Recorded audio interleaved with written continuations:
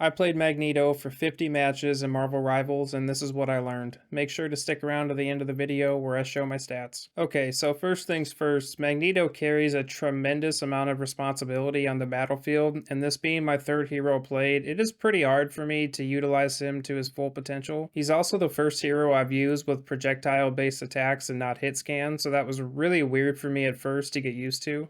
At first, I didn't understand why he wasn't hit scan, but after playing him for a little bit, he would just be way too strong in my opinion, even with the limited range that you can actually hit people at. You're also going to need some pretty good cooldown management to use Magneto properly, which I really do not possess at the moment. The main issue I'm having so far with cooldown management is pulling up his big shield at not the right moment, so then when someone pops their ultimate, I either don't have the shield ready to go, or I can only hold it up for like 0.2 or 0.3 seconds, and I'm not even aware of that, so I mistime it, and then I'll die to somebody's ultimate, or one of my teammates dies, which is, not good.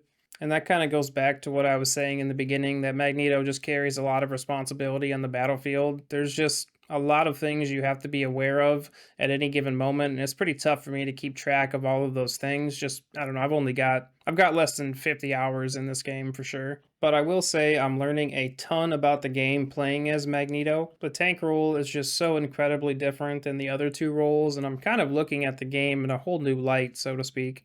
With that said, though, Magneto can kind of feel boring to play sometimes and a little unrewarding, and I'm sure that has a lot to do with my inability at the moment to make game-changing plays with him. I find that a lot of the times I'm waiting for the enemy team to make a move before I can make my move, and that's not like an issue or anything, it's just sometimes it can be a little stale. I also think his ultimate is the hardest to use out of the three heroes I played so far. Like, I understand how it works and what ultimates he can counter with his own. I just think it's really hard to decide how long to let it charge up before you throw it. And also, I think it's hard to tell when someone's shooting your bubble to break it, so you can't throw it. I'm not sure how I feel about my stats this time around. I don't feel bad about them necessarily, but I just know I could have performed a lot better if I just knew more about the game. But that's the entire point of these videos. I want to learn more about the game, and I think the best way to do that is to play every single role and every single hero. And with that said, I'm really enjoying the new challenge, and I'm really excited to get to 100 matches played so I can do some self-critiquing.